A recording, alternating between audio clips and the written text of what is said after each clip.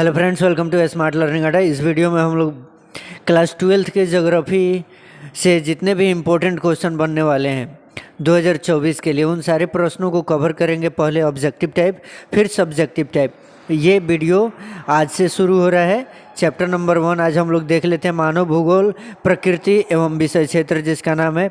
और चलिए वीडियो शुरू करते हैं आज का और देखते हैं आज का पहला प्रश्न। पहला क्वेश्चन है, निम्नलिखित में से सर्वाधिक प्रदूषित नदी कौन सी है?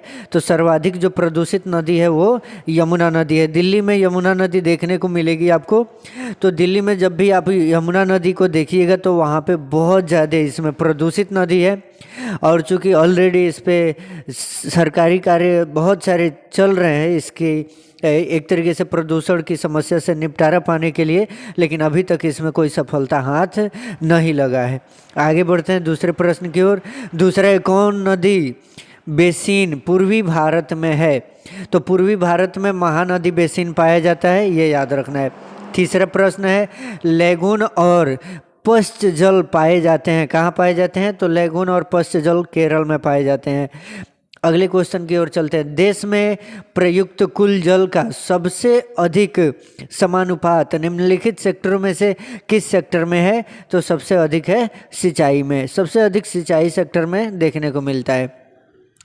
पांचवा क्वेश्चन है, निम्नलिखित दक्षिण भारतीय राज्यों में से किस राज्य में भौम जल उपयोग में प्रतिशत में अगर बात करें तो इसके कुल भौम जल का संभाव्य से ज़्यादा है? तो तमिलनाडु में संभाव्य से ज़्यादा जल देखने को मिलता है। क्वेश्चन को थोड़ा रिपीट कीजिएगा, कम समय में हम लोग ज़्यादा प्रश्नों को करेंगे ताकि कम टाइम लगे और ज़्यादा से ज़्यादा प्रश्नों को हम लोग कंप्लीट कर सकें। अगला प्रश्न देखते हैं। निम्नलिखित में से जल किस प्रकार का संसाधन है? चक्रीय संसाधन है। कैसा संसाधन है? चक्रीय संसाधन है। चक्रीय संसाधन किसे कहते हैं एक बार आप लोग देख लीजिएगा, कोई दिक्कत होगा तो ज़रूर बताइएगा। अगला प्रश्न है, इंदिरा गांधी नहर में किस नदी से पानी प्रवाहित होता है? तो ब्यास नदी से इंदिरा गांधी जो नहर बनाया गया उसमें ब्यास नदी से पानी प्रवाहित होता है, याद रखना है। अगला प्रश्न है, भारत की सबसे लंबी नदी कौन सी है? तो भारत की गंगा नदी जो है वो सबसे लंबी नदी है। अगला प्रश्न है, निम्नलिखित में से कौन पश्चिमी भारत का नदी बेसिन है? तो पश्चिमी भारत का पूछेगा तो माही बेसिन है, ठीक है। अगला प्रश्न देखते हैं। तो निम्नलिखित नदियों में से कौन पूर्व की ओर प्रवाहित नहीं होती है? इसमें से ताप्ती नदी पूर्व की ओर प्रवाहित नहीं होती है, बाकी तीन जो बैतरणी है, स्वर्णरेखा, कृष्णा, ये तीनों की तीनों नदियाँ पूर्व की ओर प्रवाहित होती हैं। अगला प्रश्न है, बॉस ड्रिप सिंचाई प्रणाली एक पद्धति है सिंचाई की, ये कहाँ पे अपनाई जाती है? तो ये मेघालय में अपनाई जाती है, ठीक है। अगला प्रश्न देखते हैं, 11वीं पंचवर्षीय योजना की अवधि क्या थी? तो ये था हमारा 2007 से 12, 5 साल का पंचवर्षीय योजना है, ये भी याद रखना है, ठीक है। 5 साल का होता है। निम्नलिखित में से किस नदी की जल उपयोगिता सबसे अधिक है? तो गंगा नदी की जल उपयोगिता सबसे अधिक है। अगला प्रश्न है, निम्नलिखित नदियों में से किसमें सबसे अधिक पुनः प्रतियोग्य भौम जल संसाधन है? तो ये है गंगा नदी। अगला प्रश्न देखते हैं, उत्तर भारत में सिंचाई का मुख्य स्रोत क्या है? बहुत ही इम्पोर्टेंट सारे प्रश्न हैं, आप लोग गौर से नोट कीजिएगा, याद भी कीजिएगा।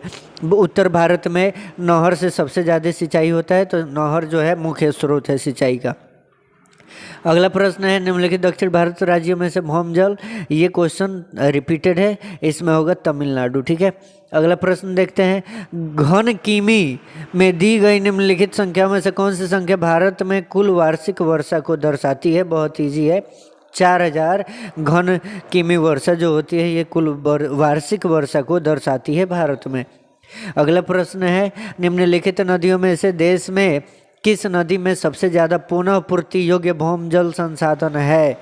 तो ये है ब्रह्मपुत्र। आई होप आप लोगों को सारे प्रश्न अच्छे लगे होंगे। अगर प्रश्न अच्छे लगे, वीडियो अच्छा लगा तो वीडियो को क्या करना है, पहले चैनल को सब्सक्राइब कीजिए, फिर लाइक कीजिए, शेयर कीजिए और बेल आइकन को प्रेस ज़रूर कीजिए ताकि आपको नोटिफिकेशन मिलते रहे। मिलते हैं एक और वीडियो के साथ सेकंड चैप्टर के, और साथ ही साथ अपने दोस्तों को भी बताते रहिएगा। तब तक के लिए धन्यवाद।